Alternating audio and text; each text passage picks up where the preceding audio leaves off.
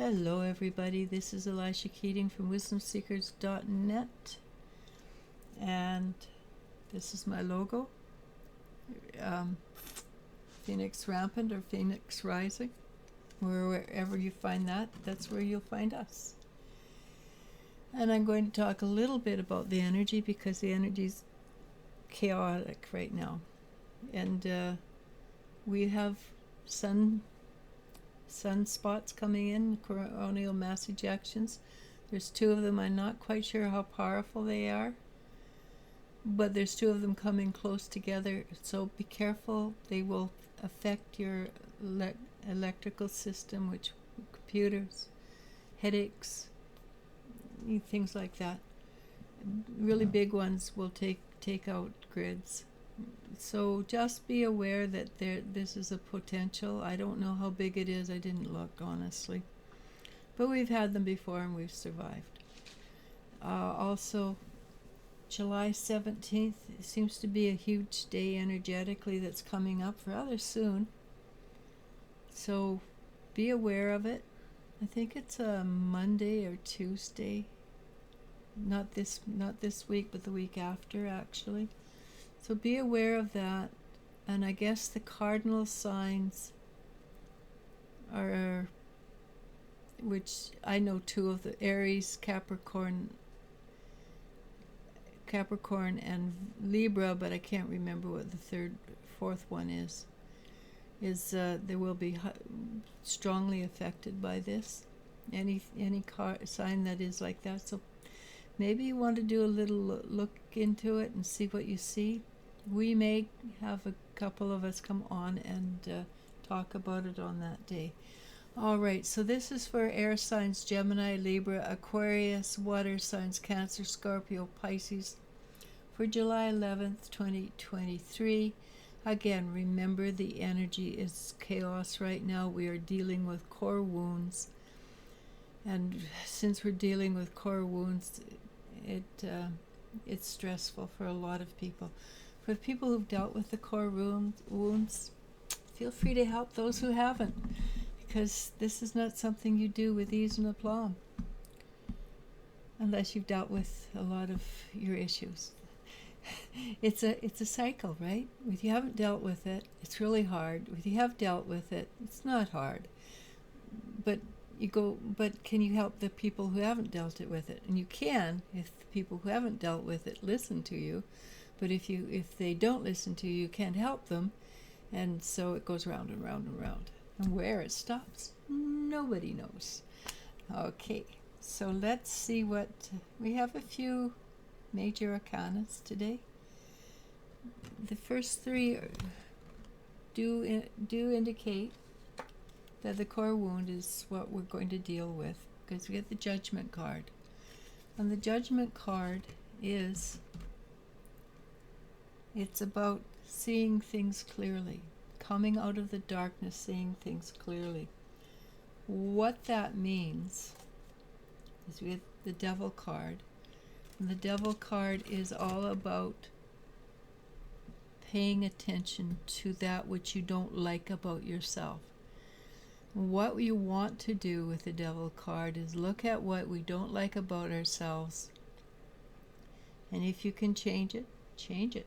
If you can't, look at it, see why that's positive in your life, and accept it for what it is. The Five of Cups. This is a huge time of change. We can't help it. We're coming to the end of the cycle of moving to a higher vibration. And this is in years, not hours, not days, but years. Not 20 years, a little bit less than 20 years, but still, it's years. We are bringing things in, and we're not aware of it yet. We know that we want. We know what we're heading for. We have actually brought it in, but it's not yet touchable or you can't feel it. You may not even be aware you brought it in, but it's there. It's coming. Allow it. And how will you learn to deal with it or accept it? You get the Queen of Swords. And the Queen of Swords is opening up your heart to a higher vibration. So most people, they get heart hurt, and they close their energy down. Well, that is not the best way to do it. The best way is to open your heart up as wide as you can and allow the energy to come into your heart. Look at it, acknowledge it, see if it's yours, because 9 times out of 10, it's probably not yours, especially if you've done the work. And look around, see who it is, then let it go. It's not yours. Don't keep it. If it is yours, then try to break through and clean out that energy so your heart is open. And the more open your heart is, the easier it is to allow yourself to be healed. When you close up, you cover it up, you cannot reach it, you can't heal. Simple logic, right? At least it's simple spiritual logic. What we're trying to do right now is become balanced in our endeavor. The balance of the positive, the negative, the yin and the yang. And as we become balanced, it does mean that we will change. It changes a lot, honestly. But we do have support to do this change, a great deal of support. That's the ancestors, the guides, the angels. But we also have the help of some of the entities who will help transmute the energy. How do you get your help? You ask for it. Free will universe. You're not going to get help unless you ask for it. It's not allowed. It's simply, that is a law of the universe. You ask, they'll help. You don't ask, they can't help. So when it's rough, you ask every 15 minutes. When it's good, you forget and don't ask for weeks on time. But always allow your helping hands, your guides, your angels, to be there as part of your life. It's also very polite to ask them to help, because they're there, whether you like it or not. They're assigned to you from the moment of birth or the moment of conception. They are assigned to you, and they are there with you. And I have gone in, and I've seen these angels, and they're just sitting there like this, and they're full of dust. Our guides would, don't let them sit there being bored out of their tree. Help. Ask for help. They really would love to help. So, again, as I said before, this is a cycle ending, beginning. The more so it's beginning now. And because it's a new beginning, we are moving into, I love the Fool stage.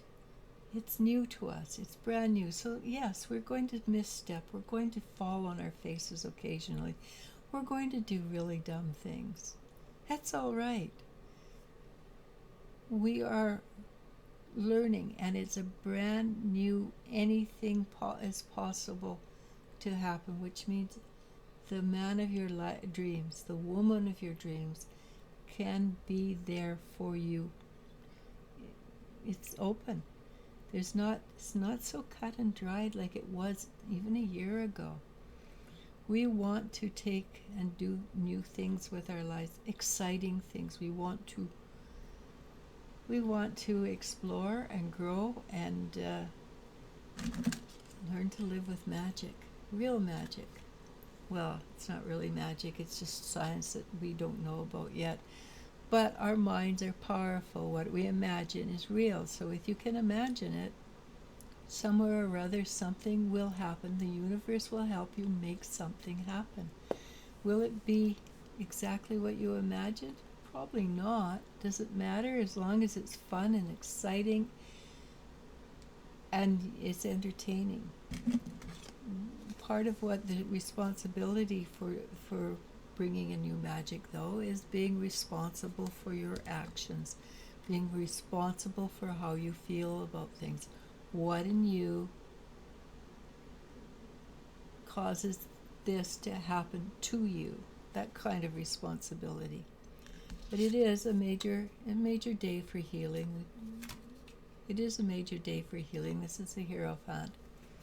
But in my deck, it's the Chiron, and the Chiron is the master healer. So there are many forms of healing. There's physical, there's emotional, there's mental, or all of them. Allow yourself to be healed. Knowledge helps you heal. If you know who you are, it helps you heal who you are. Allow yourself to move into this joy and happiness. And it's a new form. Every time you move up a level, the energy shifts. It's a new form. Most of all, the Three of Cups. Celebrate. Again, I'll end it with the same ending I did for Fire and Earth. Be happy. Be in joy. Joy is a highly evolved spiritual essence. The more you can sit on a lotus leaf and om all you want, and that's fine. That is also very spiritual. But joy, and for the rest of us, being in joy and happiness is a high vibrating energy, and that's what we want. We want to be in joy. We want to laugh and enjoy our lives. All right? So namaste, namasko. I love you, and you I do love. Bye.